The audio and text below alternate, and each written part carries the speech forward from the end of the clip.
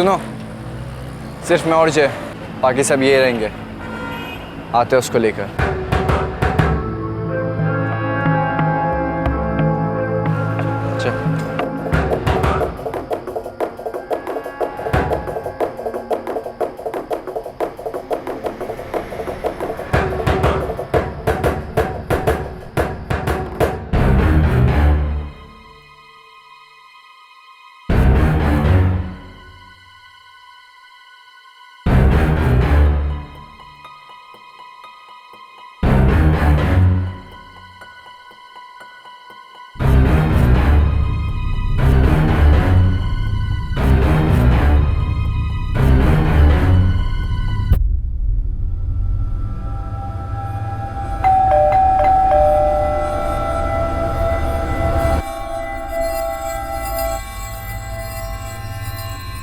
क्या बात है गौरव? आदित्य है क्या? नहीं, वो तो कहीं बाहर गया है। कुछ बात थी क्या? कुछ खास नहीं, बस ऐसी कुछ बात करनी थी। अच्छा ठीक है, आता है तो बोलता हूँ। अच्छा एक काम करना, तू आ जा हमारे साथ नीचे। बताना गौरव, क्या बात है? अरे कुछ सीरियस नहीं है, तो आ तो सही। एक मिनट मम्मी, मैं नीचे से आ रहा हूँ 2 मिनट में। ठीक है।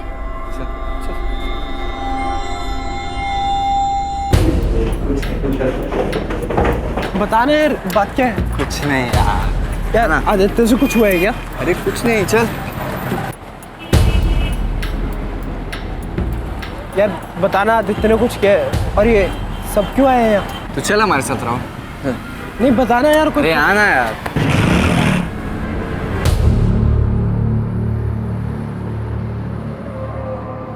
आने दो उसको, एक बार फिर बात करते हैं। क्या हुआ? क्यों बुला? गौरव का फ़ोन आया था, मीटिंग के लिए बोल रहा है। मुझे लगा तुम दोनों साथ रहोगे तो सही रहेगा। और क्या बोला? उसका ही है। हाँ गौरव बोल। हेलो आदित्य, तेरा भाई राहुल हमारे पास है। पास है मतलब? क्या बोल रहा है? होटल की पीछे वाली गली में आ जा, सब बताता हूँ। ये गौरव, क्या गेम खेल रहा है तू?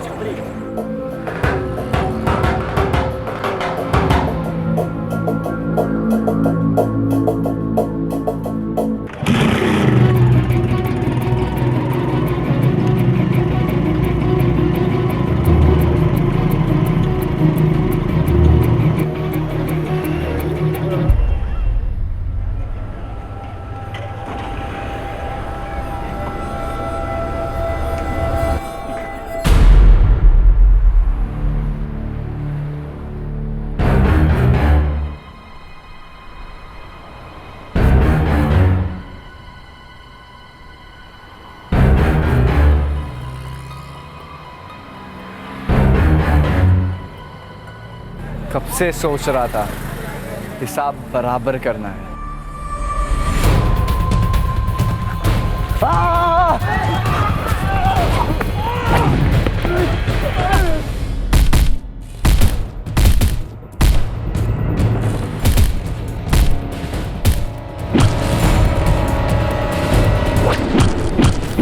प्लीज मेरे भाई को बचा लीजिए, प्लीज भाई साहब मेरे।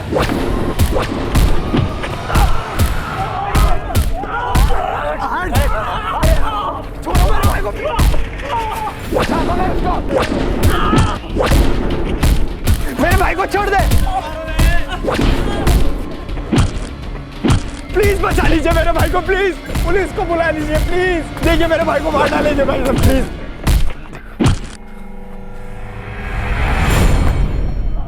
और साले बहुत शाना बनता है ना। चल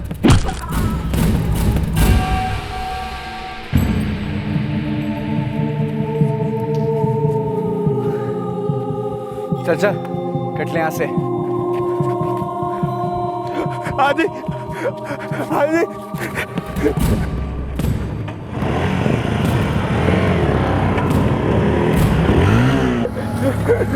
आदि आदि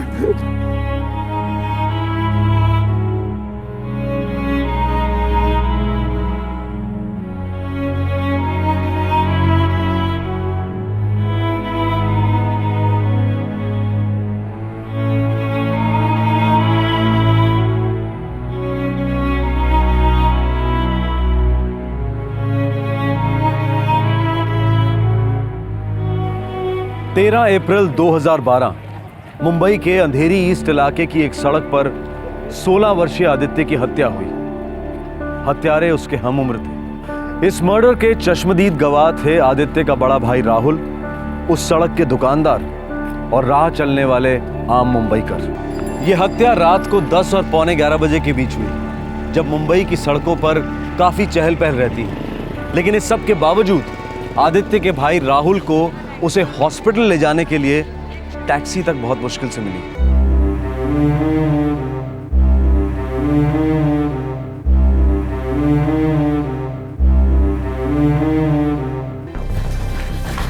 आदित्य,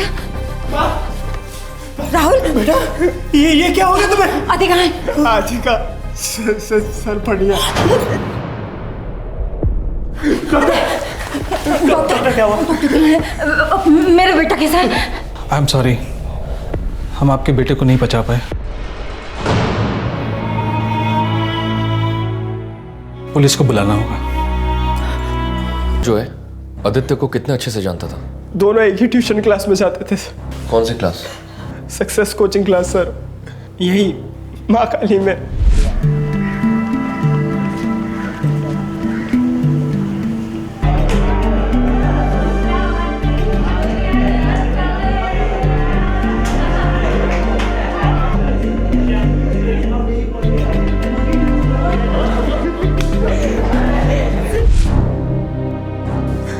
सर वो गौरव घर आया था, पूछ रहा था आदित्य को, उनका शायद प्लान था मिलने का आज। और वो आदित्य के दोस्त नदीम और कृष्णा? वो सर आदित्य के साथ ही आए थे। लेकिन आदित्य का साथ नहीं दिया, दोनों भाग गए। हाँ सर, जैसे गौरव और उसके दोस्तों ने अटैक किया, दोनों भाग गए सर। गौरव का एड्रेस पता है? गौरव का एड्रेस नहीं पता, लेकिन हाँ नदीम और कृष्णा को जरूर पता हो। बॉडी को पोस्टमार्टम के लिए भेज दो और ये नदीम और कृष्णा को थाने ले आओ। Okay sir. नदीम और कृष्णा का एड्रेस तो पता होगा? हाँ सर, उनका पता है।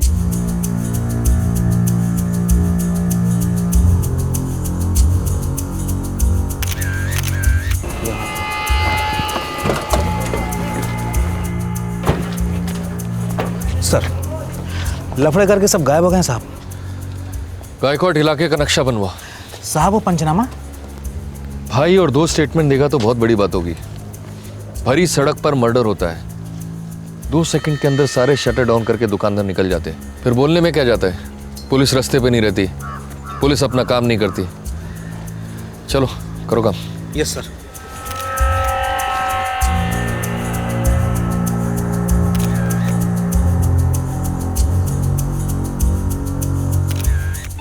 ये झड़प सरेआम हुई थी, लेकिन फिर भी भीड़ में से एक भी आदमी इसे रोकने के लिए आगे नहीं आया। ये कोई नई बात नहीं है। हम सभी अक्सर सड़कों पर 2 लोगों या 2 ग्रुप्स के बीच में हिंसा होते देखते हैं, लेकिन दखल देकर उस हिंसा को रोकने से कतराते हैं, क्योंकि हम उसमें इन्वॉल्व नहीं होना चाहते। लेकिन जब बात आती है ऐसी वारदातों के खिलाफ मोमबत्ती वाला मोर्चा निकालने की, तो नागरिक पूरे उत्साह के साथ तुरंत हाजिर हो जाते हैं। हम कब तक ऐसी वारदातों के लिए पुलिस को दोष देते रहेंगे? एक आदमी आपसी दुश्मनी की वजह से दूसरे का कत्ल करने का प्लान बनाता है। पुलिस अंतर्यामी तो नहीं है कि उसके इरादों को पहले से ही भांप ले। सर, मैंने उन लड़कों को रोकने की बहुत कोशिश की थी, पर वो मन बना के आए थे कि आज तो मार ही डालेंगे। और जाने से पहले आदित्य को इतनी जोर से धक्का दिया कि उसका सर पेमेंट से टकरा गया सर। बस सर, उसके बाद तो मैं उसको जगा ही नहीं सका सर।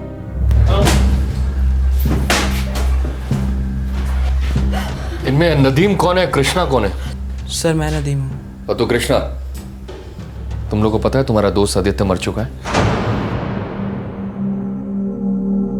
मेरे को गौरव चाहिए, जल्दी बोलो किधर मिलेगा।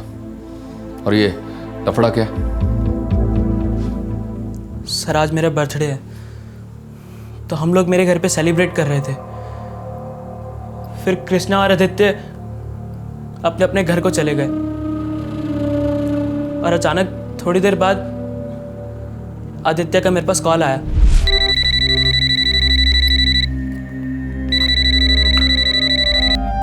हेलो। हाँ नदीम, गौरव का फ़ोन आया था। किस बारे में? कॉम्प्रो करना चाहता है, मिलने के लिए बोल रहा है। लेकिन कॉम्प्रो तो हो गया था ना यार।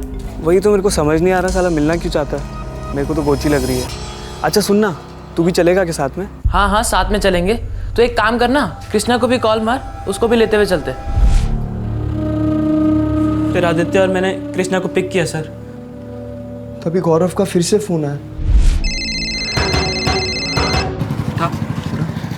हाँ गौरव बोल। तेरा भाई राहुल हमारे पास है। इस टाइम वो बोला आदित्य के भाई राहुल को उठा लिया है। आदित्य टेंशन में आ गया था सर। गौरव और आदित्य के बीच में क्या टेंशन था? इसको लेकर कॉम्प्रो हुआ था, माने मांडोली हुई थी। उस रात को सड़क पर इन दो गुटों के बीच में जो फसाद हुआ, उसकी जड़ एक मामूली सी अनबन दिखाई दे रही थी।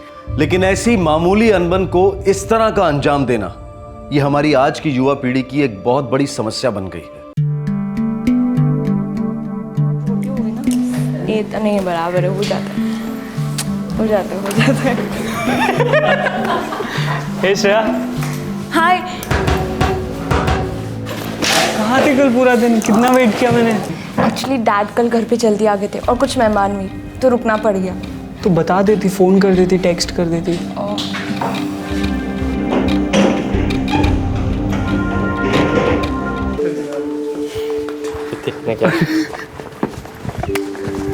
मिल रहे हैं ना फिर आज शाम को? कॉस वेट करूंगा मैं, डिच मत करना। ज़्यादा ड्रामा मत करो, पक्का आऊंगी। अब बाय बाय। आदित्य, अंधा है क्या? क्या हो गया? भाई अभी तक कुछ हुआ नहीं है, लेकिन बहुत बड़ा लफड़ा हो सकता है। वो गौरव है ना, वो भी श्रेया में इंटरेस्टेड है। अबे वो दोनों के बीच में आजकल बहुत बातें चल रही हैं यार। मैंने खुद देखा उनको टेलीफोन नंबर एक्सचेंज करते हुए। इतना ही नहीं यार, क्लास के बीच में टेक्सिंग चल रही थी दोनों के बीच में। गौरव बाहर चल जरा, किस खुशी में? कुछ बात करनी, चलते सही।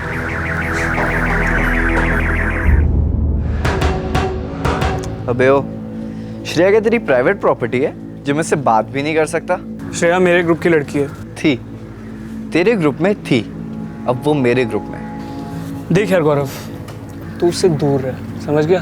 आदित्य देख, अपनी ना तो फ्रेंडशिप और ना कोई लफड़ा है, फिर भी मैं तेरी हेल्प कर रहा हूँ। क्या मतलब?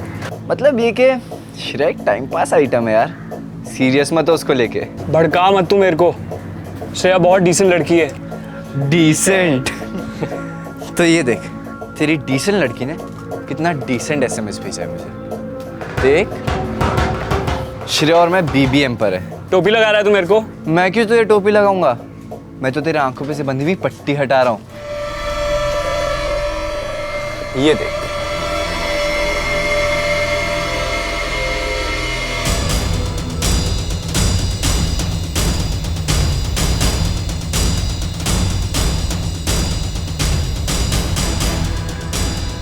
बोल रहा हूं तुझे, टाइम पास आइटम है यार।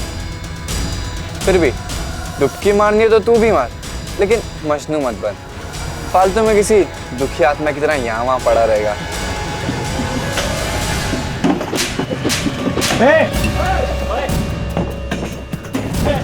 क्या चल रहा है सब? हाँ चलो बंद करो, चलो देखो जो करना है बाहर जाके करो, सब बाहर चलो, बाहर चलो, बाहर चलो, बाहर चलो, चलो बाहर। तो उस थप्पड़ के बदले में आदित्य की जान ली गई? हाँ सर, हम पक्का नहीं बोल सकते। सर, वो थप्पड़ वाली बात के बाद गौरव ने भी उंगली करना शुरू कर दिया था। वो सीधा आदित्य की मम्मी को फोन मारने लगा।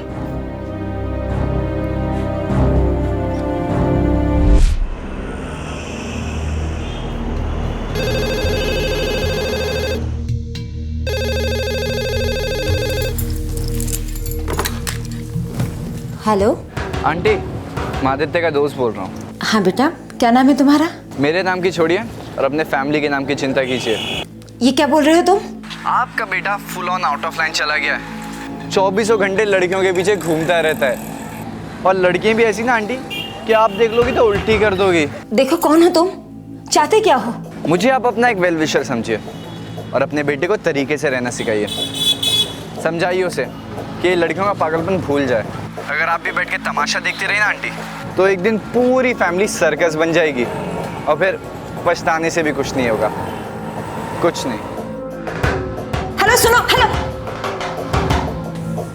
अब देखो कि आदित्य का क्या होता है। सही है बहुत। मेरा आदित्य लड़कियों के पीछे भागता है? नहीं। व्हाट नॉनसेंस आदित्य, मैं और गौरव सिर्फ ओके ओके टाइप फ्रेंड है। अगर एक फोटो खींच भी ली तो बिग डील। श्रेया, तुम मेरे ग्रुप को बिलोंग करती हो। मैं किसी को बिलोंग नहीं करती। पर श्रेया, तुम और मैं सिर्फ अच्छे फ्रेंड्स है। Only good friends, that's it.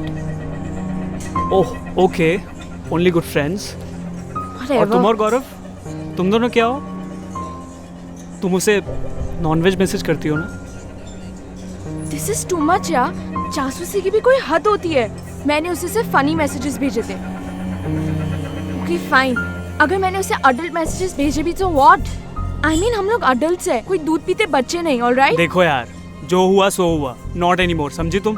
तुम उसके साथ कोई कांटेक्ट नहीं रखोगी, हाय भी नहीं बोलोगी। You know what Aditya, just go and take a walk. ऐसी धमकियां मैं अपने डैड की भी टॉलरेट नहीं करती, सो जस्ट चिल।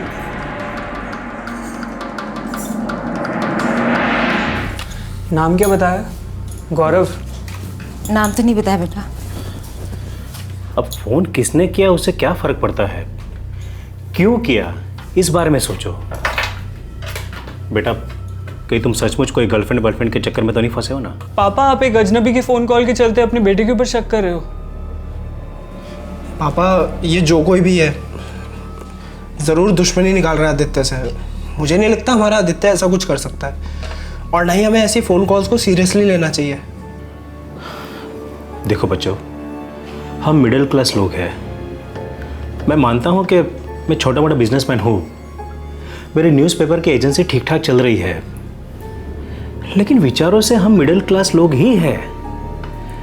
हमारी सोच अलग है। ये पढ़ाई के वक्त गर्लफ्रेंड, हंसी मजाक, ये सब हमें नहीं चलता। देखो बच्चों, आज तक तुम अच्छी तरह से पढ़ते आए हो, अच्छे मार्क्स लाते रहे हो। कुछ भी हो जाए, ये सिलसिला टूटना नहीं चाहिए, लगाम ढीली नहीं पड़नी चाहिए। पापा, आप कहाँ की बात कहाँ लेके जा रहे हो? इतनी सी बात का इतना बड़ा बतंगड़ बना रहे हो आप। बिना आग के धुआं नहीं निकलता, और आग फैलने में देर भी नहीं लगती। इतना तो मैंने अपनी जिंदगी में सीखा ही है।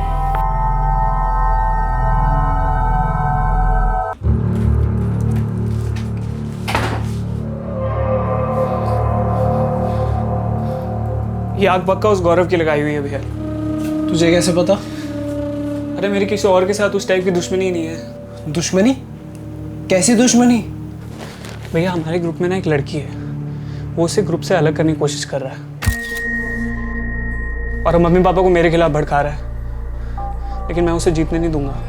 मेरे भाई, मेरी बात सुन, ये लड़कियों वाले मामले होते हैं ना, ये हार जीत वाले नहीं होते। सुन, जाने दे इस बात को।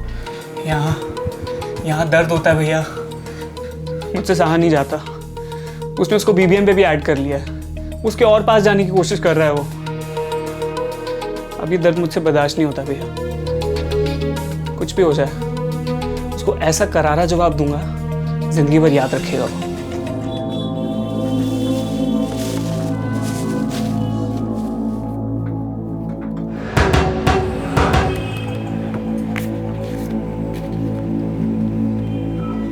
क्या हुआ गौरव, ये थोपड़ा कहाँ को लटका रखा है? क्या नहीं बाबा। अरे बाप हूँ तेरा, और तुझे अपना दोस्त भी मानता हूँ। मेरे को नहीं बताएगा तो किसको बताएगा? बोल क्या हुआ?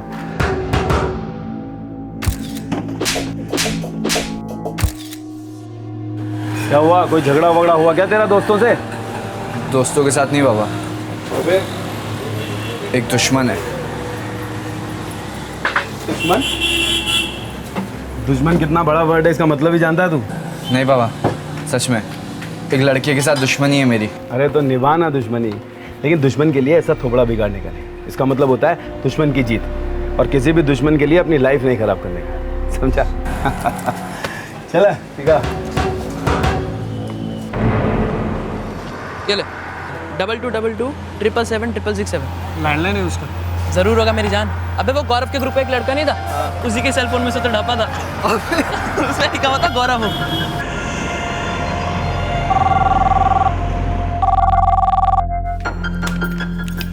हेलो, आप गौरव की मम्मी हैं? जी हाँ, आप कौन बोल रहे हैं? मैं कौन हूँ उसे आप गोली मारो। पहले आप पहचान लो कि आपका गौरव कौन है, क्या बनने वाला है। क्या बकवास कर रहे हो तुम? बकवास तो आपका बेटा कर रहा है आंटी। साला इतना बड़ा लौंडियाबाज है, कितनी लड़कियों को छेड़ता है और फिर पिटता भी है। देख लो कल को किसी को प्रेग्नेंट कर देगा, जिम्मेदारी आपके सर होगी। बस करो तुम। वही तो मैं बोल रहा हूँ कि उसको बोलो कि बस करे, नहीं तो सारी जिंदगी आप सर पीट पीट के रहोगे। हेलो हेलो, ईंट का जवाब पत्थर से, पल्ला रीलोडेड। ईंट का जवाब पत्थर से, और फिर उस पत्थर का जवाब किससे? ये जवाबों का सिलसिला विनाश की निशानी है। लेकिन कुमार अवस्था, टीनेज में जब गर्म खून के अंदर एड्रेनालाइन उधम मचाता है, तब ये ईंटबाजी और पत्थरबाजी बहुत हीरोइक लगती है। लेकिन इस बहादुरी के पीछे की मूर्खता किसी को दिखाई नहीं देती। और फिर ये टेक्नोलॉजी आग में तेल का काम करती है। SMS, MMS, social networking. Technology के ये आधुनिक नमूने वरदान है या श्राप? क्या रोजमर्रा की जिंदगी की सादगी को ये कुचल रहे हैं? हर एजुकेशनल इंस्टीट्यूट बुलंद आवाज में अपनी वैल्यूज और विजन की पब्लिसिटी करता है। हर कोचिंग क्लास इम्तिहानों के दौरान टॉप मार्क्स दिलवाने का वादा करती है। लेकिन जवान लड़के लड़कियां इन कॉलेजेस और कोचिंग क्लासेस में बिल्कुल फिजूल की बातों को लेकर अपनी जिंदगियां उलझा देते हैं। इस केस में ये दोनों लड़के, गौरव और आदित्य, एक ब्राइट फ्यूचर बाहें फैलाए इनका इस्तकबाल करने के लिए खड़ा था। लेकिन इन दोनों ने बर्बादी को गले लगा लिया। अबे ओ, राग मत दे, समझा? अगर पिछवाड़े में 4 आने का भी दम हो ना, तो आ जाना कल शाम को 4 बजे तोलानी कॉलेज के पीछे। सालों तुम सबकी पुंगी बजा देंगे। अबे ओ साले, कायरे वाली धमकी अपने पास रख, समझा? कौन बजेगा और कौन बजाएगा वो तो कल ही पता चल जाएगा। आज ही 4 बजे तोलानी कॉलेज के पीछे। आ रहे हैं साले। वो सुरभि चौल के लड़कों को भी बोल दे। सोहेल, दीपक और कल्पेश, ये तीनों तो गारंटीड आएंगे। सुपर, फोड़ डालेंगे सालों को।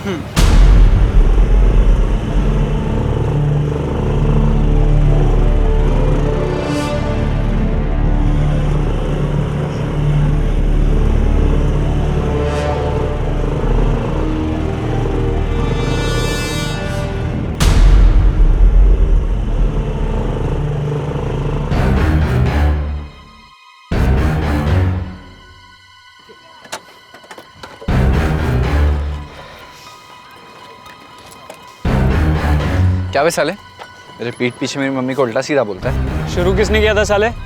तूने नहीं फोन किया मेरी माँ को? दम है तो आंख में लाना, शर्मा गया रहा हीरोइन की तरह। देख, फुल एंड फाइनल वार्निंग दे रहा हूँ तुझे, भूल जा श्रेया को। और भी लड़कियां क्लास में। तो मैं भी तो ये बोल रहा हूँ, भूल जा श्रेया को, और भी लड़कियां क्लास में। गौरव, आदित्य, क्या यार हम एक लड़की के लिए काय को इतनी माथाफोड़ी कर रहे हैं? कल वो तुम दोनों को ठेंगा दिखा के गई तो क्या कर लोगे तुम दोनों यार? फैक्ट है यार, तुम दोनों ने एक दूसरे के घर पे फोन करके सबसे बड़ी मिस्टेक की है। मेरी मानो, एक दूसरे को सॉरी बोलो और खत्म करो यार। सही बोल रहा है यार ये। देख यार गौरव, मेरे को तेरी मम्मी से ऐसे उल्टी सीधी बात करके बिल्कुल अच्छा नहीं लगा, लेकिन स्टार्ट तूने किया था। सटक गई थी यार मेरी। चल ठीक है, सॉरी बोलता हूँ मैं। उस दिन कैफे में मैंने तेरे ऊपर हाथ उठाया, उसके लिए मैं तेरे से सॉरी बोलता हूँ।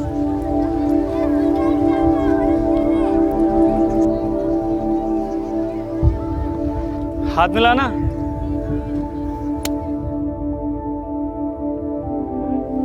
ये हुई ना बात। जब सब कुछ सेटल हो गया था तो गौरव और उसके दोस्तों ने आदित्य पर हमला क्यों किया? उसे क्यों मार डाला? सर वो तो हमें भी मालूम नहीं है। हमें बस इतना मालूम है कि उसके कनेक्शंस बहुत थे। सुरवे चौल वाले सारे लड़के उसको जानते थे, उसके साथ भी थे। हम लोग को उन लोग से पंगा नहीं लेना था, उन लोग बहुत डेंजरस है, इसलिए हमने आदित्य का कॉम्प्रो करवाया था। पर गौरव ने अपना फैसला क्यों बदला, क्यों अटैक किया, हम लोग को कुछ नहीं पता सर। गौरव को मालूम होगा, पक्का मालूम होगा।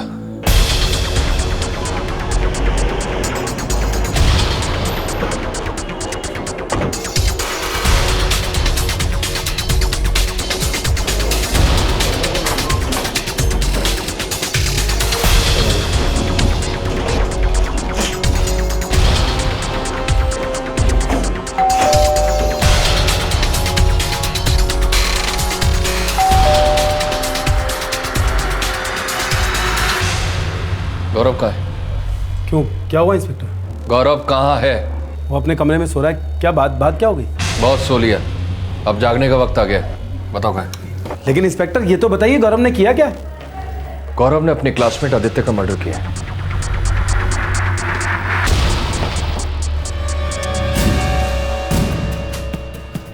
बाबा इंस्पेक्टर साहब, सर आप ऐसे कैसे ले आ सकते हैं मेरे बेटे को? ठीक है, आप भी चलिए, आपके सामने पूछताछ होगी। बाकी के लड़के कहाँ मिलेंगे तू बताएगा। बाबा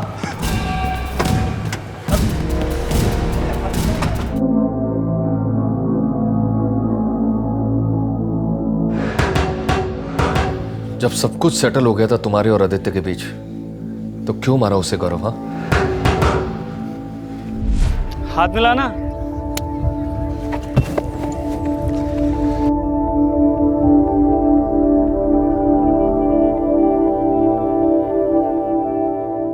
चल गौरव, तूने सच में मिट्टी डाल दी क्या? छोड़ना यार, सॉरी बोला ना उसने, बात खत्म। ये अच्छा है। हाँ, पहले सबके सामने उसने तेरे को थप्पड़ मारा और उसके बाद प्राइवेट में एक पिद्दी सी सॉरी बोल दी।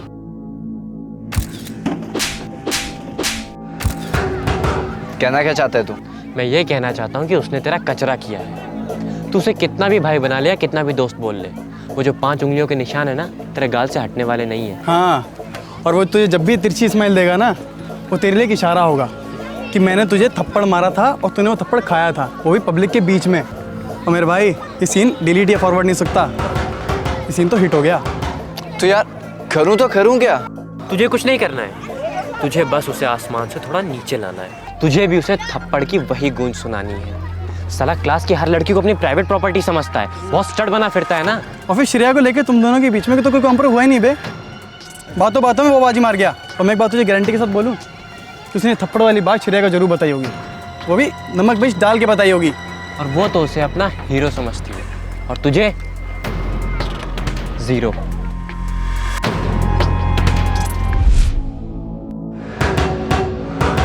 बस मुझे उसकी रूखी सूखी सॉरी पसंद नहीं थी, तड़पाना चाहता था उसे, ईंट का जवाब पत्थर से देना चाहता था।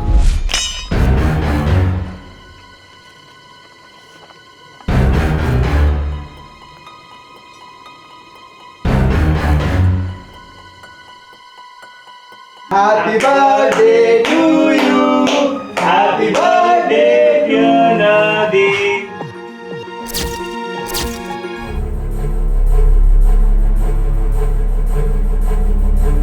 अबे ओ, जल्दी कर। गौरव, बात तो सिर्फ एक थप्पड़ की हुई थी ना, तो फिर ये हॉकी और सरिये वरिये किस लिए?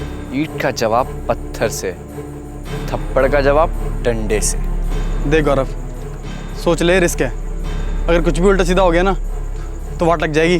तुम लोग काहे के लिए टेंशन ले रहे हो यार? अबे यार, कुछ केस वेस हो गया तो?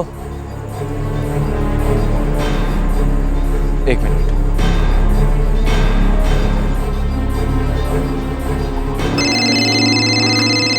कितना है? 70 रिटर्न दे दे। हाँ गौरव। हेलो बाबा, आपने कहा था ना कि दुश्मनी के लिए लाइफ नहीं खराब करनी चाहिए। बेटा वो तो मैं अब भी कहूँगा। बाबा, मैं ना दुश्मनी ख़त्म करने वाला हूँ। दुश्मन ने मुझे जितनी भी टेंशन दी, माँ से जिस तरह बात की, सबका बदला लेने वाला हूँ मैं उससे। अरे बेटा, ऐसा सबक सिखाना कि किसी और के साथ ये सब करने की हिम्मत भी ना करे, ठीक है? अच्छा बाबा, अगर कुछ भी हुआ तो आप साथ दोगे ना मेरा? अरे बेटा, ये भी कोई कहने की बात है? अरे बाबा हूँ मैं तेरा, तेरे लिए कुछ भी करूँगा। बाबा एक बार फिर से बोलना। बेटा, जो करने का बिंदास करने का, मेरे होते हुए तेरा कोई बाल भी बाका नहीं कर सकता। थैंक यू बाबा, मेरे बाबा का फुल ऑन सपोर्ट है। अब बोलो। बोलना क्या है, जाके बोलती बंद कर देते हैं साले की।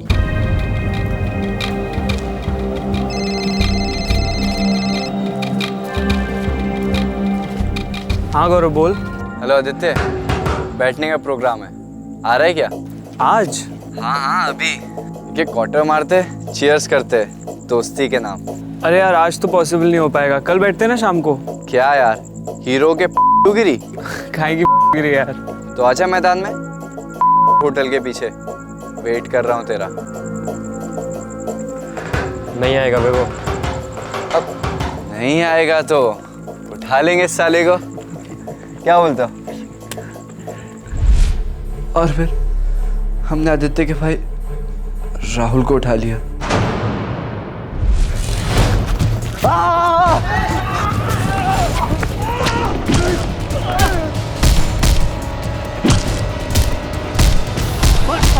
प्लीज बचा लीजिए मेरे भाई को, प्लीज। और साले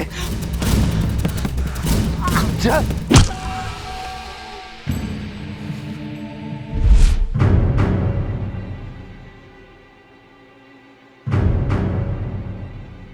इन सबका स्टेटमेंट लो शिंदे, जुवेनाइल कोर्ट में पेश करेंगे। चलो चलो। इंस्पेक्टर, मुझे सच में नहीं मालूम था कि मामला इतना सीरियस है और ये लोग इस तरह का कुछ भी प्लान कर रहे हैं। मुझे तो लगा कि बच्चों का झगड़ा है, लेकिन इंस्पेक्टर, मेरा गौरव इस तरह का बिल्कुल भी नहीं है। जरूर उस लड़के ने इन्हें भड़काया होगा। इंस्पेक्टर, ये भी हो सकता है कि उसका खून किसी और ने किया हो और ये लोग मेरे बेटे पर इल्जाम लगा रहे हैं। जी हाँ। नहीं सर, नहीं। मैं था वहां पर, मैं गौरव से भीख मांगता रहा कि प्लीज आदित्य को छोड़ दो, पर गौरव और उसके दोस्तों ने आदित्य को तब तक नहीं छोड़ा सर, जब तक वो मर नहीं गया। मर नहीं गया सर।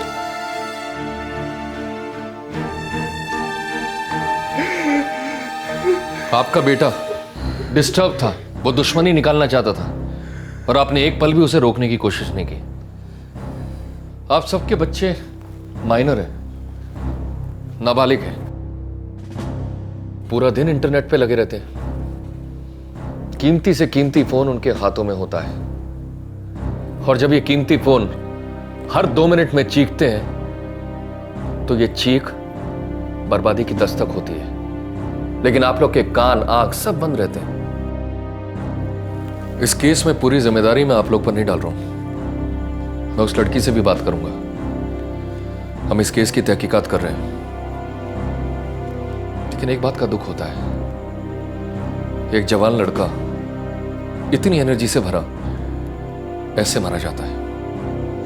व्यर्थ है, बिल्कुल व्यर्थ।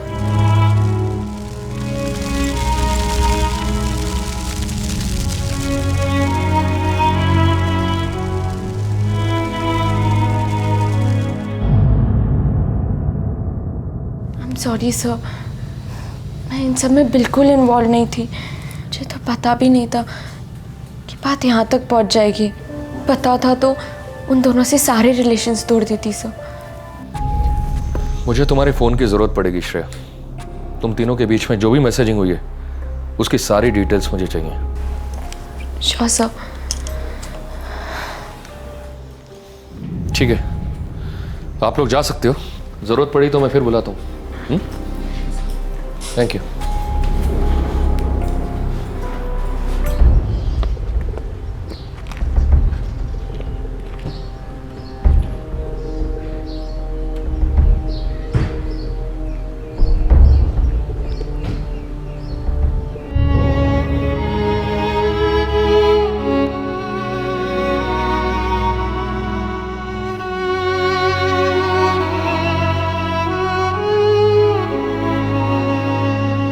एक जवान जिंदगी हमेशा के लिए खो दी गई। गौरव और उसके दोस्तों को जुवेनाइल कोर्ट में पेश किया गया।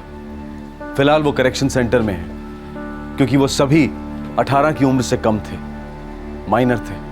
क्या यह हत्या रोकी जा सकती थी? बिल्कुल रोकी जा सकती थी अगर पेरेंट्स और कोचिंग क्लास के टीचर्स इस फसाद के बुलबुले को सुन लेते। लेकिन क्या कोई ऐसा तरीका है जिससे इस तरह के फसाद और खतरे के बुलबुले सुनाई दे जाएं? क्या यह हत्या इस सड़क पर रोकी जा सकती थी?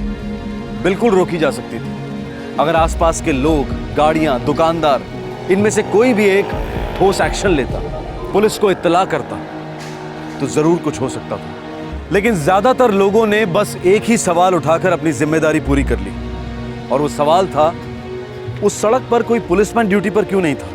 दोनों लड़के पढ़ी लिखी सभ्य मिडिल क्लास फैमिली को बिलोंग करते थे। झगड़ा हुआ था एक लड़की के फोन मैसेज को लेकर। लेकिन क्या यह केस ईव टीजिंग का था, या फिर यह झगड़ा दो टीनेज लड़कों के बीच एक लड़की का अटेंशन पाने के लिए हुआ था, या फिर वो लड़की बिल्कुल इनोसेंट थी और उसे जबरदस्ती सब में घसीटा गया था। सारे सवालों के बाद एक ही बात बार बार जहन में आती है कि जो हुआ वो बिल्कुल नहीं होना चाहिए था।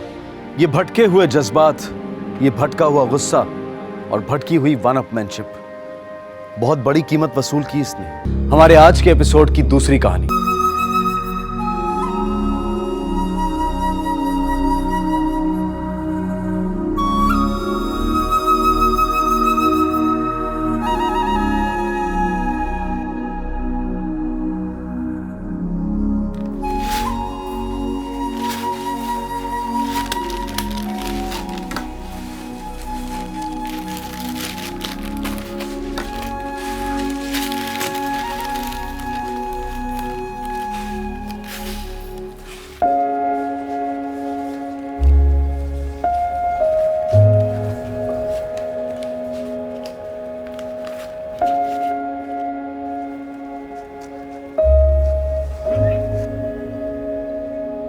अमृता, कोशिश जारी है, लेकिन चांस भी तो आना चाहिए ना।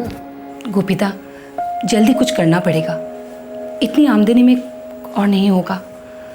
नई नौकरी चाहिए गोपिता। तेरी हालत समझता हूँ मैं, जरूर कोई न कोई रास्ता ढूंढ निकालूंगा।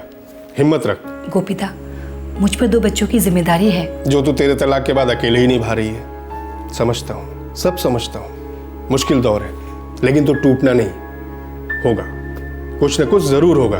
बहुत जल्द खुशखबरी सुनाऊंगा नम्रता, भरोसा रख अपने गोपिता पर।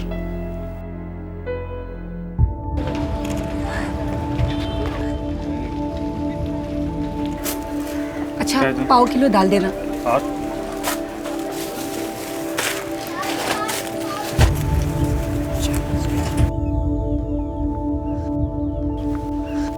আরে নম্রতা দি, কেমন আছো? আমি ভালো আছি রিনা, তুই? वही रोज का तरकारी लेने जा रही हूँ। अच्छा रीना, मेरी एक मदद करेगी? हाँ बोलो ना दीदी। बीच बीच में आशी और सोनू को तेरे घर भेज दूँ पढ़ाई के लिए। वो क्या है ना, मेरे माँ बाबा के लिए उन्हें संभालना बहुत मुश्किल होता जा रहा है। अरे दीदी, उसमें पूछने की क्या बात है? मैं तो कहती हूँ रोज भेजो उन्हें। इतना सारा होमवर्क दूंगी कि उन दोनों को मस्ती करने के लिए बिल्कुल टाइम ही नहीं मिलेगा। ठीक है रीना, थैंक यू। ठीक है, मैं चलती हूँ, बाय।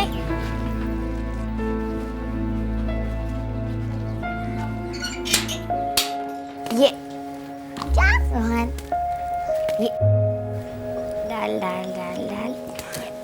अरे अरे अरे अरे, मेरी आशी और सोनू बेटा क्या कर रहा है? तुझे तुम लोग के लिए देखो मैं क्या लेके आई हूँ। देखो, ये एक तुम्हारे लिए टॉफी और ये तुम्हारे लिए टॉफी। अब जाके खेलोगे। नम्रता, ऐसे कैसे बेटा? हे बाबा, आज के दिन सब भालो तो? सब भालो बाबा। नम्रता, ऐसो ऐसो, अरे जल्दी से हाथ मुंह धो ले, मैं तेरे लिए चाय बनाती हूँ। आजा आजा। এই দেখো, এই সুন্দর বাড়ি, হ্যাঁ, এই তোমার চুল, বলো, এই মাথা। ভালো ভালো, দেখো দেখো। आशी, আমার মোবাইলটা দাও। চোখ, হ্যাঁ, এই মাথা, माथा, বলো, এই চুল, चूल, কেটে দি। हेलो हेलो नम्रता बाजी? जी हाँ, बोल रही हूँ। आप कौन? मैं सुनीता नंदियाल बोल रही हूँ दिल्ली से। जी कहिए, क्या काम है? देखिए, काम तो आप ही के काम का है। आपको नौकरी की तलाश है ना? हाँ हाँ, लेकिन तुम्हें कैसे पता? और तुम्हें मेरा नंबर कहाँ से मिला? एक्चुअली मैं एक प्लेसमेंट एजेंसी में जॉब करती हूँ और दार्जिलिंग में मेरे अच्छे कॉन्टैक्ट्स हैं जो लोगों को जॉब दिलवाते हैं। इनफैक्ट मैं खुद भी दार्जिलिंग की ही हूँ। और वहाँ की बहुत सी लड़कियों को मैंने यहाँ दिल्ली में जॉब भी दिलवाई है। कैसा जॉब? यहाँ दिल्ली में एक बड़ा मॉल है जहाँ पे एक मेगा स्टोर में एक सेल्स वूमेन की ज़रूरत है। लेकिन दिल्ली? हाँ दिल्ली। देखो, शुरू में लगेगा कि तुम विदेश में हो, लेकिन यकीन मानो, हमारी वहाँ की बहुत सी औरतें हैं यहाँ पर। अच्छी सैलरी, रहने की जगह, तुम्हारी किस्मत बदल जाएगी नम्रता। सुनीता जी, मुझे सोचना होगा। हाँ हाँ, इतना बड़ा फैसला है, सोच समझ कर ही लेना। मैं फिर से फ़ोन करूँगी। ठीक है। दार्जिलिंग, पश्चिम बंगाल। नम्रता एक 34 वर्षीय तलाकशुदा महिला थी जिसकी जिंदगी का सिर्फ एक ही मकसद था, अपने 2 छोटे बच्चों को अच्छा भविष्य देना। फिलहाल बहुत मुश्किल से गुजारा हो रहा था और फिर अचानक ये जॉब ऑफर आया दिल्ली से, जो नम्रता के गांव से लगभग 1500 किलोमीटर दूर था। एक ऐसा ऑफर जो नम्रता की जिंदगी की सूरत हाल बदल सकता था। लेकिन क्या नम्रता बागची के दरवाजे पर बेहतर जिंदगी ने दस्तक दी थी या फिर सीरियस खतरे ने?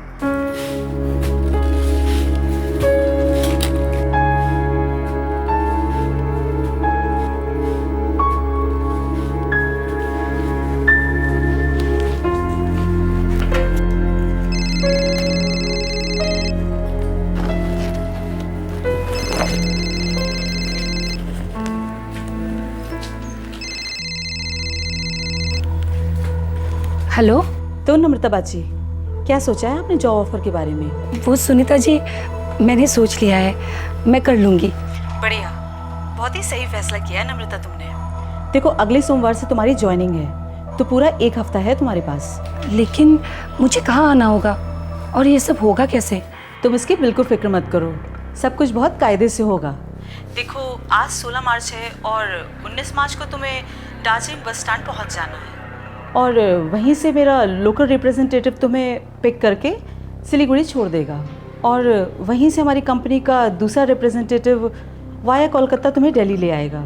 लेकिन दार्जिलिंग बस स्टैंड पे मैं आपके आदमी को पहचानूंगी कैसे? उसकी चिंता तुम बिल्कुल मत करो, उन लोगों के पास तुम्हारा नंबर है, वही तुम्हें कॉल करेंगे। भालो, लेकिन वो सुनीता जी, हमारी तनख्वाह के बारे में तो बात हुई नहीं। देखो, तुम अभी नई हो, इसलिए 20,000 से ही शुरुआत करेंगे। 20,000? पूरे साल के सिर्फ 20,000? साल के 20,000 नहीं नम्रता बाजी, महीने के 20,000। ठीक है तुम्हारे लिए? अरे बाबा, महीने के 20,000?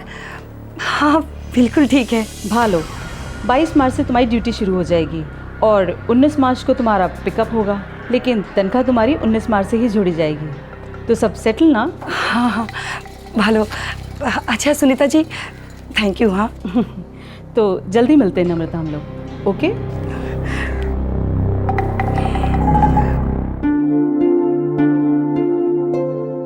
आशी, अबार बोलो हैं? हाँ। 2 एके 2, 2 एके 2, 2 दुगुने 4, 2 दुगने 4, 3 दुगने 6, 3 दुगने 6, 4 दुगने 8, 4 दुगने 8, 5 दुगने 10, 5 दुगने 10। दीना, इन दोनों ने तुम्हें ज्यादा परेशान तो नहीं किया ना? अरे नहीं दीदी, दोनों बहुत होशियार है पढ़ाई में। आशी, सोनू, चलो घर चलते हैं। केमन आछिस नम्रता? तुम्हारा कामकाज कैसे चल रहा है? आसान नहीं है बौदी, लेकिन माँ दुर्गा की कृपा से बहुत जल्द कुछ अच्छा होने वाला है। जरूर अच्छा होगा। तुम बच्चों को कितनी अच्छी तरह से बड़ा कर रही हो। अच्छे लोगों की फरियाद दुर्गा माँ हमेशा सुनती है। अच्छी रीना। अरे काका की गाड़ी आ गई। नमस्कार दादा। नमस्कार नमस्कार। काका को नमस्कार करो। नमस्कार काका। अरे जीते रहो प्यारे बच्चों। और नम्रता, फैक्ट्री में काम ठीक है ना? दादा, मैं एक नई नौकरी ज्वाइन कर रही हूँ। अरे वाह, कोথায়? दिल्ली में। अरे बाबा, अरे दार्जिलिंग से दिल्ली कैसे पहुँच गई नम्रता? दादा, मैं एक नई नौकरी की तलाश कर रही थी। एक एम्प्लॉयमेंट एजेंसी है, उन्हें खबर लगी तो उन्होंने मेरे लिए ढूंढ ली। हेलो, भाग खुल गए तुम्हारे नम्रता। हाँ, सब माँ की कृपा है दादा। अच्छा दादा, तुम এখন आराम करो, আমি আসছি। टाटा। আসছি रीना।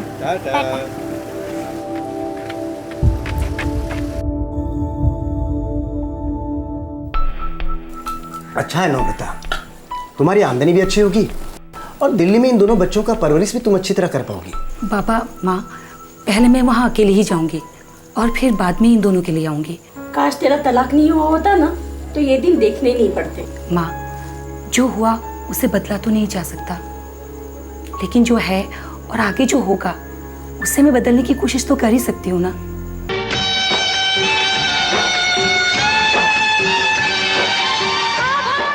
गोमती, सुनो, कल सुबह सुबह 5 बजे मुझे शिलीगुड़ी के लिए भाड़ा मिला है।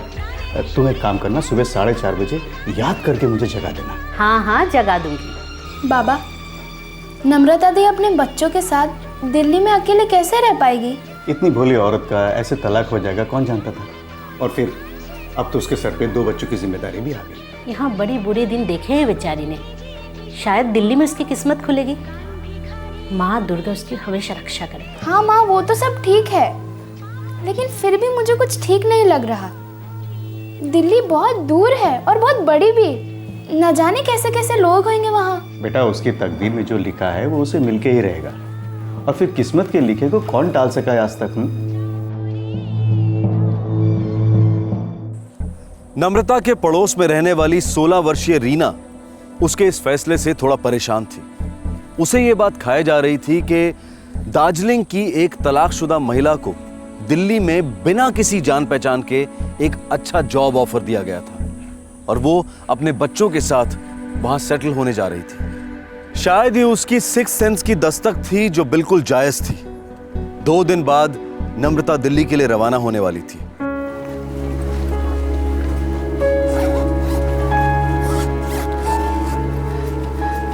दादा ईटा डाउन। 125 रुपया। दादा 100 में दो ना। ना बौदी, 105 की तो खरीदे, 110 से कम में नहीं दूंगा। दादा क्या फर्क पड़ता है, 100 में दो ना। नहीं, 110 से कम में नहीं होगा। ठीक है, दे दो।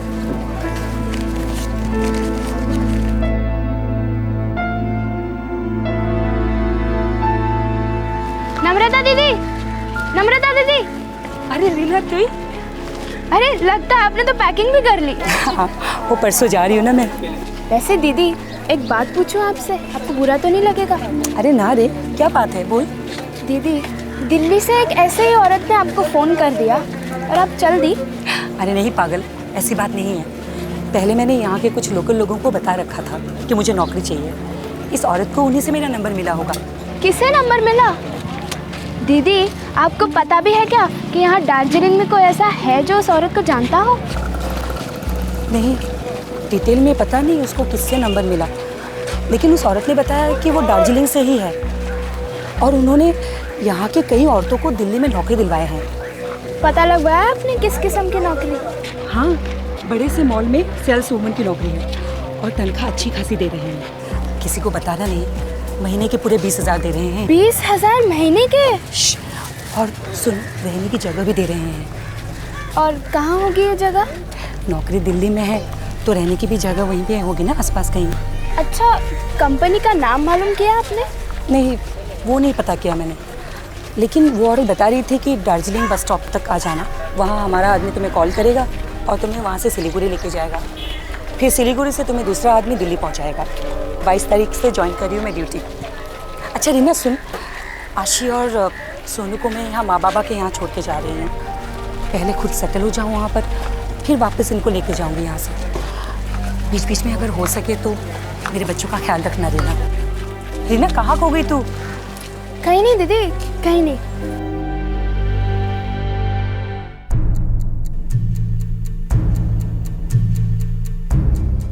तो अगर कोई आपके सपने को थाली में परोस कर देता है तो उस फरिश्ते के चेहरे के पीछे एक खतरनाक चेहरा भी हो सकता है और आप उसके जाल में फंस सकते हैं। इसीलिए हमेशा संभल के।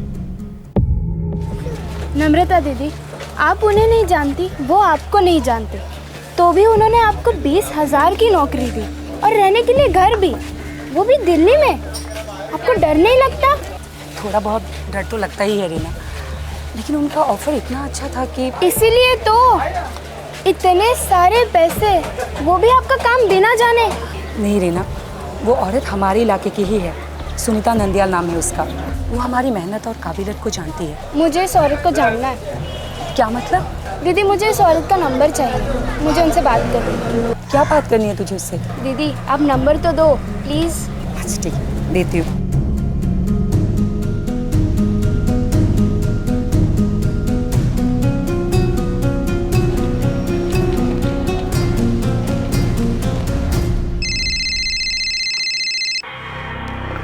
हेलो। हेलो सुनीता जी।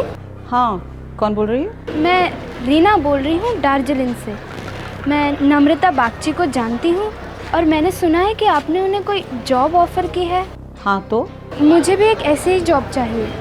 वो क्या है ना, मेरे घर के हालात काफ़ी ख़राब हैं, आप मदद कर दे तो? हाँ हाँ ज़रूर, हमारे यहाँ नौकरियों की कमी नहीं है। एक काम करो, तुम भी नम्रता के साथ दिल्ली आ जाओ, तुम्हारी भी मैं कोई सेटिंग कर दूंगी।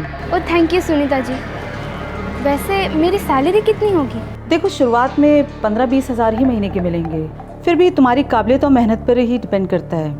ज़्यादा काम करोगी तो ज़्यादा ही मिलेगा। मैं सिर्फ 16 साल की हूँ, क्या वाकई मुझे ऐसी नौकरी मिलेगी? उम्र से कोई मतलब नहीं हमारा, दरअसल तुम्हारी उम्र ही तुम्हारा फ़ायदा करेगी, और तुम्हारी जैसी उम्र की लड़कियों को तो और आसानी से नौकरियाँ मिल जाती है। एक बार तुम आ तो जाओ यहाँ पे, हो सकता है तुम्हें सैलरी नम्रता से ज़्यादा ही मिले। ओ थैंक यू सुनीता जी, मैं नम्रता दीदी के साथ आ जाऊँगी। ठीक है, मैं तुम दोनों का इंतज़ार कर रही हूँ।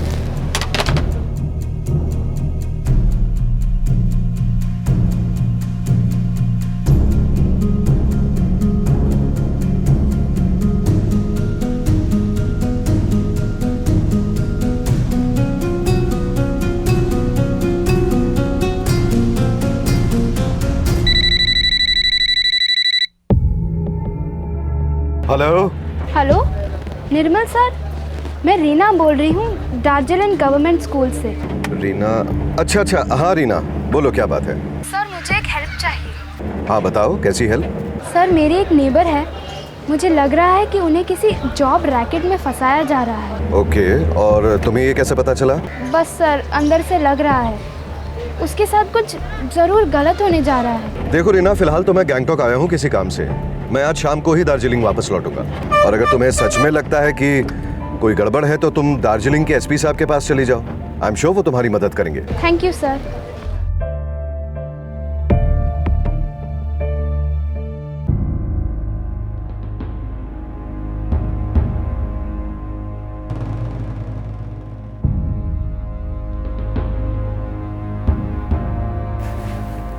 एसपी साहब अब मिलेंगे, आप अंदर जाइए। जी कौन सी क्लास में पढ़ती हो Reena? Sir class 11th Darjeeling government girls school में। तुमने ये कैसे तय कर लिया कि तुम्हारी पड़ोसन नम्रता के साथ कुछ गलत होने जा रहा है? सर जो दीदी को जॉब ऑफर दी गई थी वो एबनॉर्मल है, अजीब है। मतलब बिना किसी जान पहचान के इतनी बड़ी तनख्वाह, कुछ तो गड़बड़ होगी ना सर। समझ सकता हूँ, लेकिन तुम इन सब बातों की जानकारी कैसे रखती हो? सर हमें ये सब बातें हमारे स्कूल में सिखाई गई है।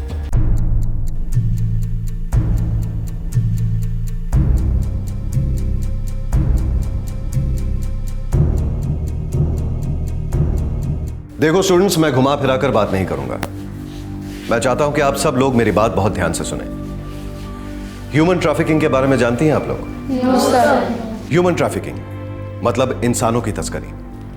अच्छा, इतना तो मालूम ही होगा आप लोगों को कि हमारा ये पूर्वांचल इलाका, साथ ही पड़ोसी मुल्क बांग्लादेश, इस पूरे क्षेत्र में कितनी गरीबी है, लाचारी है। Yes sir. तो कुछ लोग हैं, बुरे लोग, बहुत बुरे लोग, जो चील और गिद्ध की तरह हमारे इलाके पर मंडराते रहते हैं, गरीब और बेबस लोगों पर झपट पड़ते हैं, खासकर औरतों पर, आप जैसी लड़कियों पर। उन्हें अच्छी अच्छी नौकरी देने का वादा करते हैं, मुंबई, दिल्ली, कोलकाता, यहां तक कि विदेश का भी झांसा देते हैं। और क्या आपको पता है कि आगे चलकर इन औरतों के साथ, आप जैसी लड़कियों के साथ क्या होता है?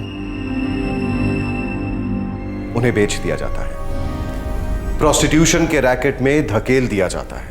देखो स्टूडेंट्स, आप लोगों को बेकार में डराने का मेरा इरादा बिल्कुल भी नहीं है। मैं बस इतना चाहता हूं कि आप सब लोगों में सावधान रहने की एक आदत पड़ जाए, क्योंकि ये जो ट्रैफिकिंग के एजेंट्स होते हैं ना, बहुत चालाक लोग होते हैं, शातिर लोग होते हैं। अपनी मीठी मीठी बातों से आपका विश्वास जीत लेंगे।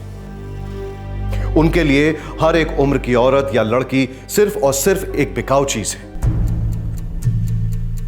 और अपना मकसद हासिल करने के लिए वो कुछ भी कर सकते हैं, किसी भी हद तक जा सकते हैं। इसीलिए अगर आप सब लोगों के सामने ऐसा कोई ऑफर आता है जो यूं चुटकी में आपकी सारी परेशानियों को दूर करने का वादा करता है, उस ऑफर को आप लोग हर एक एंगल से टटोल कर देखिएगा, और जरूरत पड़े तो सरकार और पुलिस की मदद भी लीजिएगा।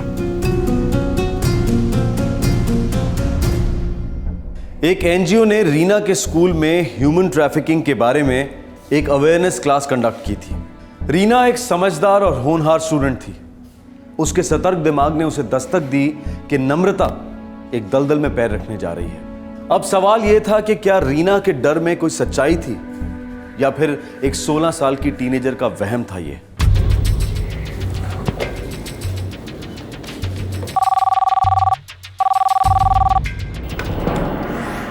आई मधु गर्ग, क्राइम ब्रांच। मधु, मैं एसपी राजन बोल रहा हूँ। Yes sir. एक केस है, सेंसिटिव है। मैं चाहता हूँ कि इसका चार्ज तुम पर्सनली लो। बिल्कुल सर।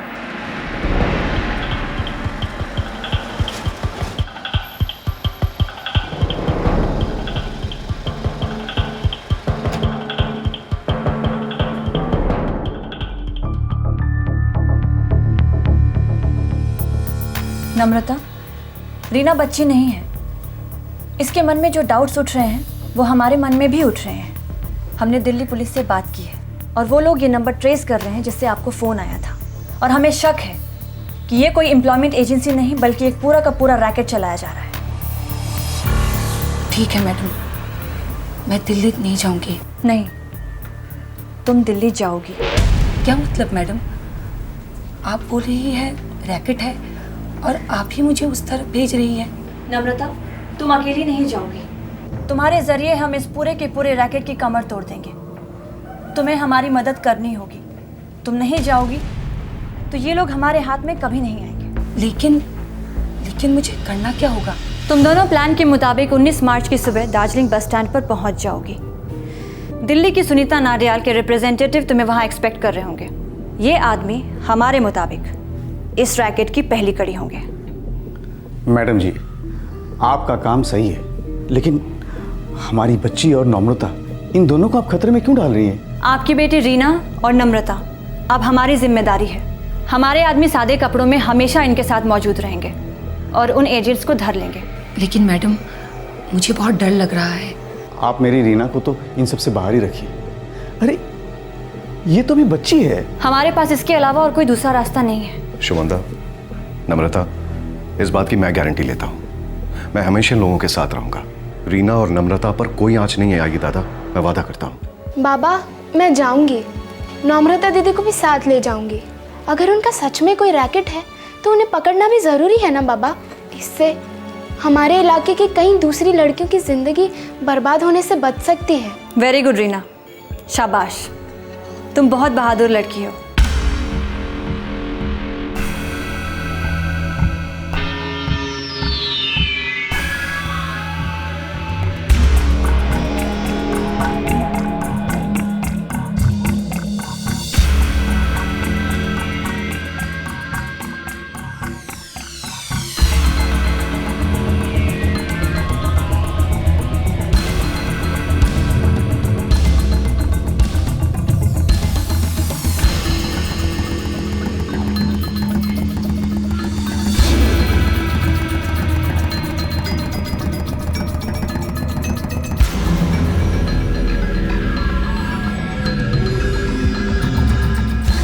गौरंग,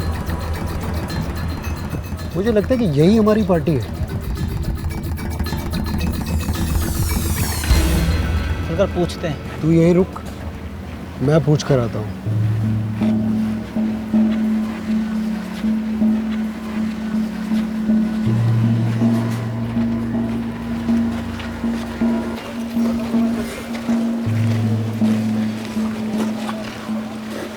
नमस्कार, क्या आप भी दिल्ली जा रही हैं?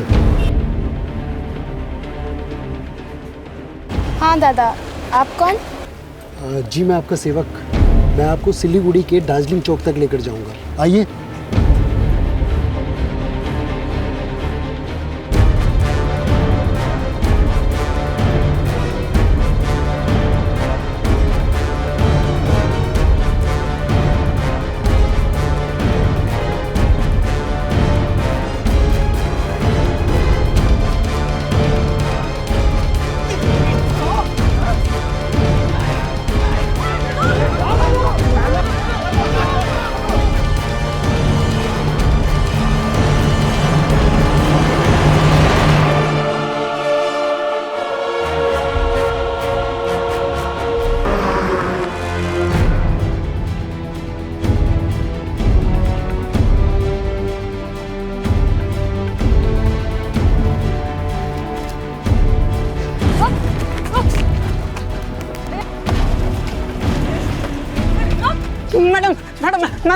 मैंने कुछ नहीं किया। मैडम क्या? मैंने क्राइम ब्रांच से भागेगा? क्राइम ब्रांच से भागेगा? चलो ले जाओ इसको। मैंने कुछ नहीं किया मैडम।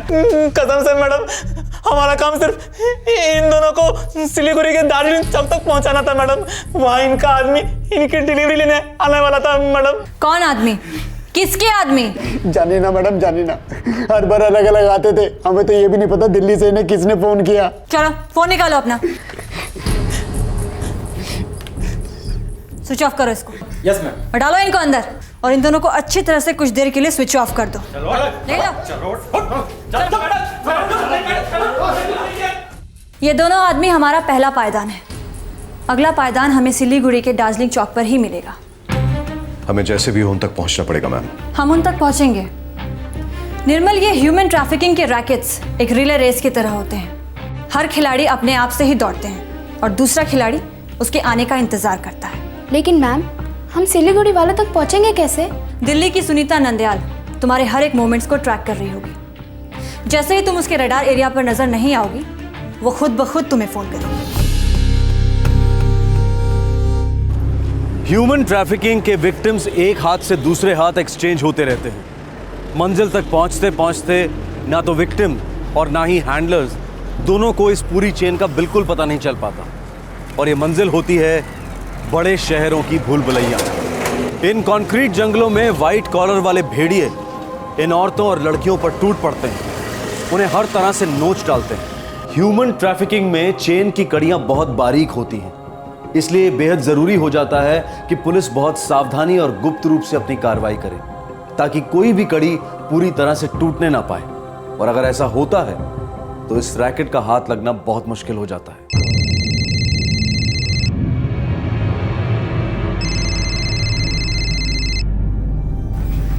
कॉल लो नम्रता और फोन को स्पीकर पर डालो। उनसे कहो कि दार्जिलिंग बस स्टैंड पे तुम्हें कोई लेने के लिए नहीं आया था।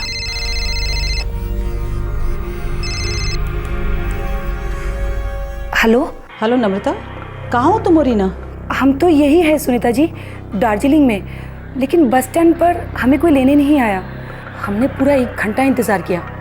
लेकिन तुम लोगों ने मुझे क्यों नहीं फ़ोन किया? एक्चुअली सुनीता जी, सच कहूँ तो हमें लगा हमारे साथ किसी ने मजाक किया, इसीलिए हम चुपचाप वापस घर आ गए। पागल हो गई हो क्या? पहले इन सब मामलों में कोई मजाक क्यों करेगा? अच्छा एक काम करो, तुम अभी कभी तुम लोग वापस दार्जिलिंग बस स्टैंड जाओ और वहाँ से सिलीगुड़ी की बस लेके दार्जिलिंग चौक पे उतर जाना, ठीक है? चलो फटाफट निकलो, वहाँ पे मेरे रिप्रेजेंटेटिव तुम दोनों का इंतजार कर रहे हैं। ठीक है सुनीता जी, हम बस आधे घंटे में यहाँ से निकलेंगे। ओके। बस अब हम हमारा मेन ऑपरेशन लॉन्च करेंगे, जिसमें हम सबसे पहले उन लोगों को हिरासत में लेंगे जो तुम लोगों को सिलीगुड़ी से दिल्ली पहुंचाने वाले थे। लेकिन मैम, हमें उनके साथ क्या करना होगा? तुम लोग बस हमारी इंस्ट्रक्शंस फॉलो करती रहना। बस में सभी पैसेंजर्स हमारी टीम के होंगे। तुम लोगों को डरने की कोई ज़रूरत नहीं है। अब डरने की बारी इस रैकेट वालों की है।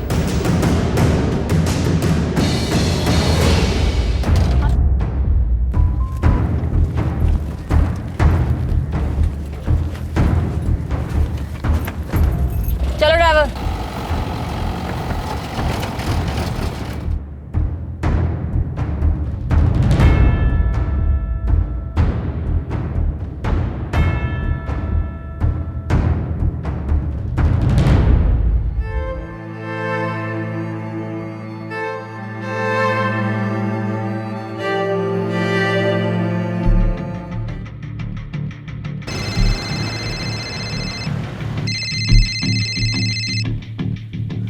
जय हिंद मधु जी। जय हिंद शर्मा जी। हम इस रैकेट की दूसरी टीम को पकड़ने के लिए निकल पड़े हैं सिलीगुड़ी के लिए। आप दिल्ली के इस सेल पर क्लोजिंग कीजिए। हमने उस नंबर को ट्रेस कर लिया है जी, द्वारका इलाके से ऑपरेट हो रहा है। आप भी फुल अलर्ट पर रहिएगा शर्मा जी। हम जैसे ही सिलीगुड़ी के सेल वालों को अरेस्ट करते हैं आपको इन्फॉर्म करते हैं। और आपकी कॉल के बाद हम इस सुनीता नंदयाल की खबर लेंगे जी। All the best Madhu ji. आपको भी शर्मा जी।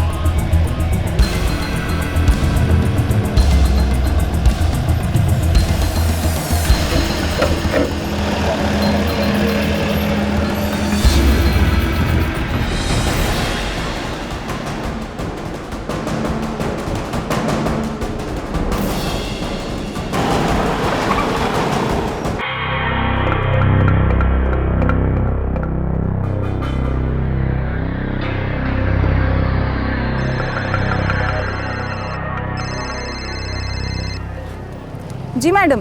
देखो वो दोनों पहुंच ही रहे होंगे। उनसे बात किए हुए करीबन 1-1.5 घंटा हो गया है। मैडम आप टेंशन मत लीजिए, हम हर बस को स्कैन कर रहे हैं, हम उन दोनों को पहचान लेंगे। देखना उसमें से एक औरत होगी 30-35 साल की और एक लड़की है 16 साल की। जी मैडम। और सुनो, अब से मेरा कांटेक्ट बंद हो रहा है, मुझे कोई फ़ोन मत करना और उन दोनों को मैं दिल्ली से पिक करवा लूँगी। ठीक है मैडम।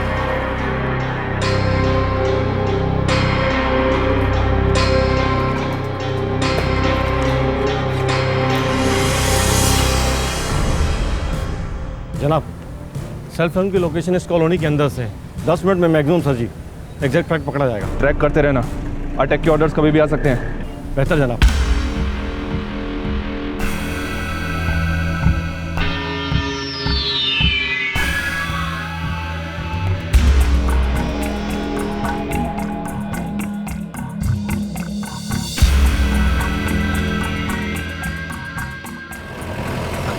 देखिए, दार्जिलिंग चौक आने ही वाला है। रीना, नम्रता, आप दोनों आराम से जाकर चौक पर खड़ी हो जाइएगा, जैसे कि आप लोग वहाँ किसी का इंतज़ार कर रहे हैं, और हम लोग वहाँ पर चारों तरफ फैल जाएंगे। ठीक है? ठीक है। ठीक है मैडम। ड्राइवर, हमारे उतरते ही आप गाड़ी लेकर आगे निकल जाएंगे और ठीक 15 मिनट के बाद वापस लौट आना।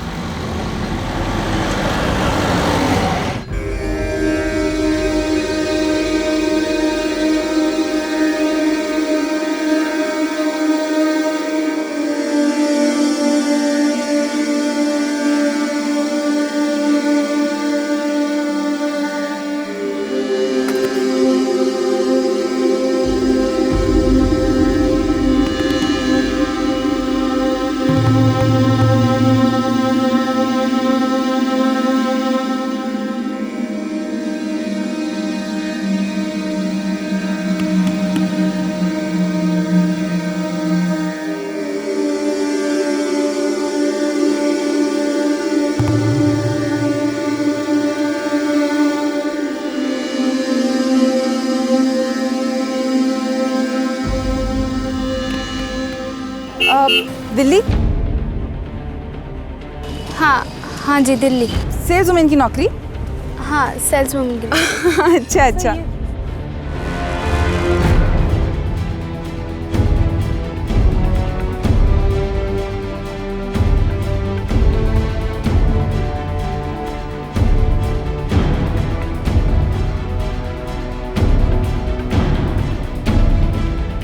आप लोग हमारे साथ चलिए, आज शाम की ट्रेन है आपकी।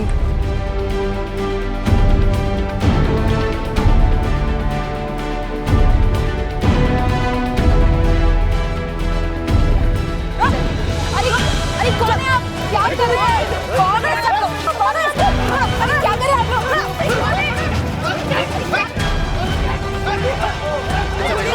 चलो पता चलो क्या कर रहे हो? अरे छोड़िए मुझे।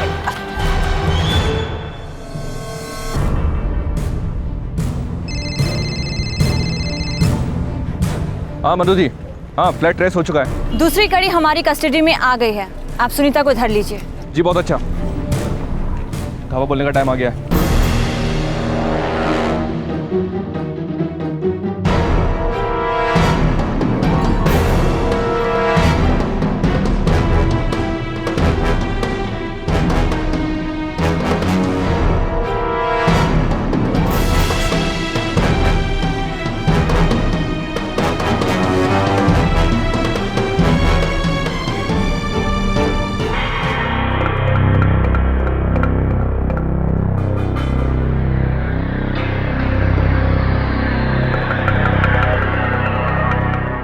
मैडम जी, हमारा काम था सिर्फ इन्हें ट्रांसपोर्ट करना। हमारा काम तो ये दोनों को ट्रेन तक पहुंचाने का था। और ट्रेन में कोई दूसरा चार्ज लेने वाला था जो पार्टी को दिल्ली लेके जाता। मैम, दिल्ली वाली सुनीता नाडियाल छू हो गई है।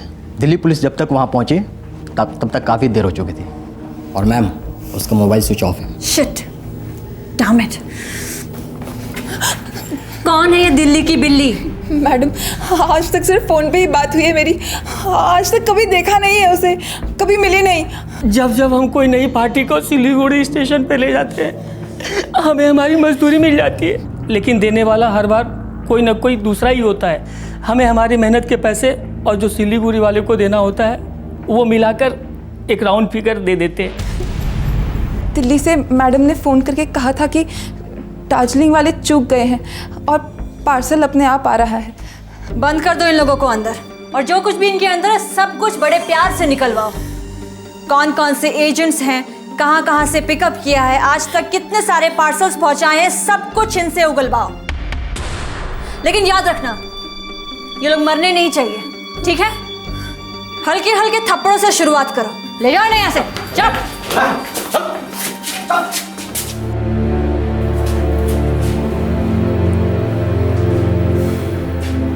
नम्रता, रीना, तुम दोनों का सफ़र अब यहीं ख़त्म होता है।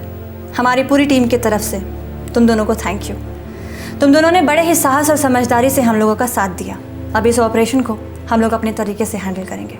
निर्मल, यस मैम। तुम्हारा एनजीओ बहुत अच्छा काम कर रहा है। हम लोग जब इस रैकेट को पकड़ेंगे तब पकड़ेंगे, लेकिन तुम्हारे कारण आज एक औरत की ज़िंदगी बच गई है। कॉन्ग्रेट्स। Thank you.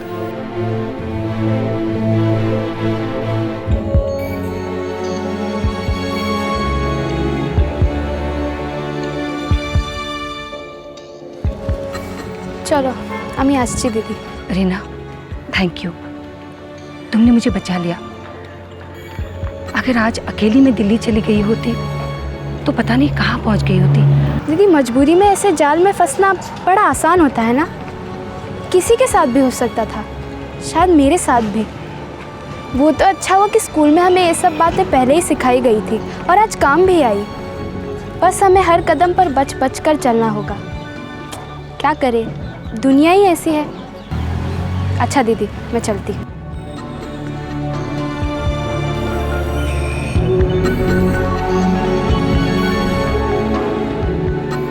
रीना की बहादुरी के लिए दार्जिलिंग पुलिस ने उसे पुरस्कार देकर सम्मानित किया और एक संगीन जुर्म को रोकने के लिए क्राइम पेट्रोल दस्तक इस टीनेजर बहादुर लड़की को सलाम करता है। साथ ही क्राइम पेट्रोल उस एनजीओ को भी सैल्यूट करता है जो पूरे जोश के साथ ह्यूमन ट्रैफिकिंग के बारे में जानकारी फैला रहा है, जिसकी वजह से रीना ने इस केस में मदद की। ह्यूमन ट्रैफिकिंग एक बहुत ही सीरियस जुर्म है जो बहुत तेजी से फैल रहा है। फ्लैश ट्रेड के ज्यादातर विक्टिम्स शिकार होते हैं एक झूठे वादे के, एक बेहतर जिंदगी का वादा जो कभी पूरा नहीं होता। पीड़ितों का एक बहुत छोटा हिस्सा इस रैकेट के चुंगल से भाग निकलता है। कुछ लड़कियों को पुलिस बचा लेती है, एनजीओज बचा लेती हैं, लेकिन इन पीड़ितों का एक बहुत बड़ा हिस्सा इस देश के महानगरों और विदेशों के कुछ शहरों में बिखरा दिया जाता है। गुमनाम, बेसहारा और अक्सर बीमार इन औरतों के साथ दिन रात रात दिन हैवानियत चीर फाड़ करती है। इन जिंदा लाशों का दिलो दिमाग सुन पड़ जाता है। भरी रोशनी में भी सिर्फ अंधेरा नजर आता है।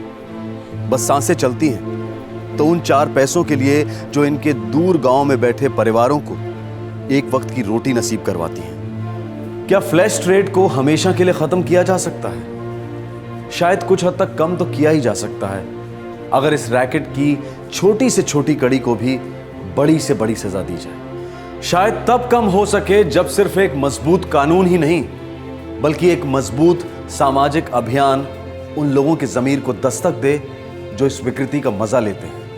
लेकिन ये एक आइडियल सिचुएशन है जो शायद हकीकत में कभी मुमकिन ना हो पाए। लेकिन एक चीज पॉसिबल है, अवेयरनेस, जानकारी। अगर ह्यूमन ट्रैफिकिंग के सभी पहलुओं को स्कूल और कॉलेजेस में वर्कशॉप के द्वारा इन पिछड़े हुए इलाकों में बार बार हैमर किया जाए तो इन ट्रैफिकिंग के दलालों के हाथ लड़कियां इतनी आसानी से नहीं लगेंगी। और ये कोशिश फ्लैश ट्रेड के खिलाफ लड़ाई में एक बहुत बड़ी जीत है, जैसा कि आज के इस केस ने साबित कर दिया। आपसे फिर मुलाकात होगी क्राइम पेट्रोल दस्तक के एक और एपिसोड में। तब तक अपना ख्याल रखें, सुरक्षित रहें। जय हिंद। इस तरह के और भी एपिसोड देखने के लिए हमारे चैनल को सब्सक्राइब करें और बेल आइकन दबाना ना भूलें।